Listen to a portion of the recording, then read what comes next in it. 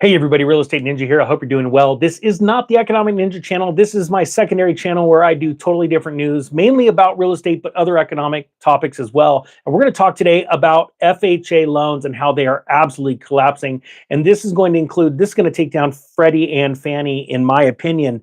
And it's very important to realize this because we are seeing numbers that are massive.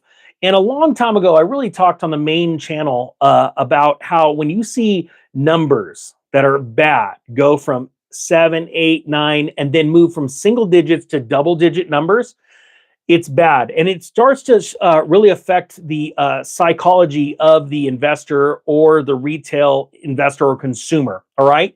And it says right here, this story is out of mpamag.com.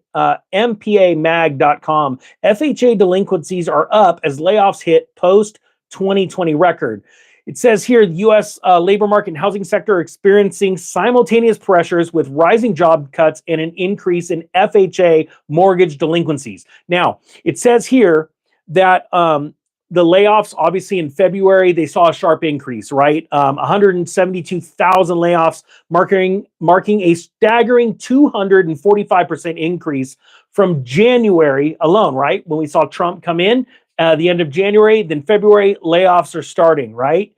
It says a significant portion of these layoffs, about 62,242 positions, stem from federal workforce. We know all that, right? Now let's get down to the numbers. It says here, the rising FHA loan delinquencies add to the economic concerns. It says right now, the Federal Housing Administration reported an increase in its loan delinquency rate, which now has climbed to 11.3%. which is a significant jump from previous quarters. Now, just so you know, that 11.3%, it actually jumped, I want to say 3.4% in 1 month. So it went from higher single digit numbers in delinquency rates to now double, all right? And it happened fast, almost overnight, right? In one 30-day period, all of a sudden, boom, we're seeing a massive increase. Now, what does this mean? Well, first off, a lot of people are about to find out. The media is going to start identifying what the Biden administration did to a lot of these home loans, where they were essentially carrying them, printing money, either paying them off or telling banks you cannot start the foreclosure process. And one of those parts of the process is just acknowledging that they're late, right? Sending a pay or quit, filing documents with the government saying, hey, we have this many homes in delinquency. This is a massive number. And I think this is one of those times where you have to realize where you're at and what kind of opportunity you're about to have. Not a lot of people understand that a lot of homes FHA loans went delinquent actually in 1999, 2000, and then in 2001, when that dot-com bust, that bubble was forming, and then all of a sudden it popped and started going down, we started to see an increase in delinquencies. And the Federal Reserve always starts to lower rates prior to an official announcement of a recession because they know they have the best data. And so by the time they announce a recession, they're already lowering rates. Well, where have we been the last handful of months? We've been lowering rates, right? The Fed has lowered rates, then they paused and to see where we're at. And this is exactly following the 2000 and 2001 and the 2007 to 2008 cycle. And this is incredible. If you want to learn more about this, my real estate crash course, the real estate cycles course, flash sale 90% off down below. I think there's a day left of that. Okay. So that's been going. If you want the link's down below. This teaches you all about these economic cycles, how they pertain to real estate, when to jump in, when to jump out and make a lot of money in real estate. Now it says here, despite the spike in layoffs and FHA loan delinquencies, some labor market indicators suggest resilience. Employers announced plans to hire 34,580 new workers in February. They announced this a little while ago, which is a 159% increase year over year. Let me explain that real quick. The reason why you saw that big boom in announcements is because Trump made it in. You see, a lot of layoffs that happened during the Biden administration, it was because Biden was not pro-business in America.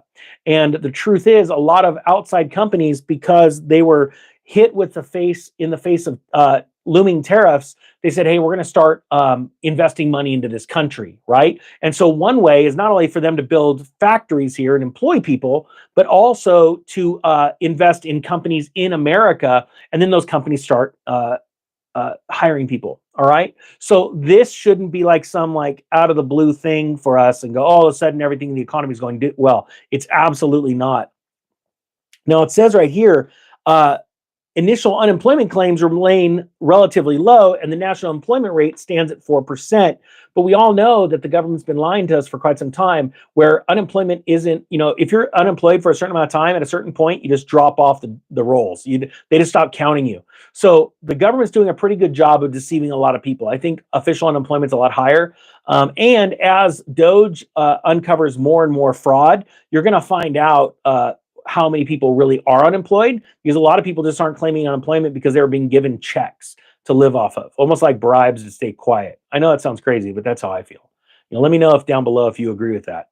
All right. Now it says here the U.S. economy remains in a complex position with job cuts at their highest level in years and FHA loan delinquencies on the rise. While these trends indicate financial strains for certain groups, overall mortgage market stability and continued hiring in some sectors suggest the broader economy is holding steady. Again, I completely disagree. The fact of the matter is Fannie Mae and Freddie Mac are in trouble. And this same exact situation happened in 2006, where Ben Bernanke came out and addressed the nation during like an emergency briefing saying, hey, we fixed the problem in the mortgage industry. Don't worry, everything's okay. And we all know how that story ends. It was not okay. So the question is, what are you going to do about it? Are you going to learn more about this? I highly suggest you do. Learn about economic cycles, real estate cycles, interest rate cycles, not only Federal Reserve interest rate cycles, but you need to learn the difference between that and the bond market cycles, especially the 10-year bond, because 10-year bonds are what mortgage rates are based off of. When you start to learn how all of these correlate and move, you can jump in and jump out of the real estate market. Now, when I say jump in and jump out, we're talking about a 5 to 6 year cycle, but there is so much money to be made in that cycle. And we have just begun a nationwide crash in real estate. When I say just begun, it's been started for about 2 years. But again, remember, I sold all my houses mid-2005 because I was watching Michael Burry and everyone start to short the housing market in 2005. And then it took 3 years for the nation to go, all right, the president make an announcement, everything went to crap, we're all screwed, stock market's falling. They try and hide things for so long. So we're already 2 years, a little over 2 years into this, which means in the next 6 months, you're going to see a national address from the president, from the Federal Reserve, from the news media saying, yep, everything's bust, look at it. And here's a perfect example. FHA loans, over 11% of all FHA loan mortgage holders are delinquent. This is amazing, an amazing opportunity. If you want to take advantage of the opportunity and learn about real estate cycles, the link's down below, 90% off. I guarantee you for the, $99, this crazy sale, you're going to walk away so much more in tune and understanding of markets. You're going to have a lot more confidence and conviction when you pull the trigger on your next real estate purchase, especially rental property, because you're going to know exactly when to dive in. And it's going to be at a really exciting time when most people can't even afford to get a house because they don't have the credit. All right, with that being said, the real estate ninja is out.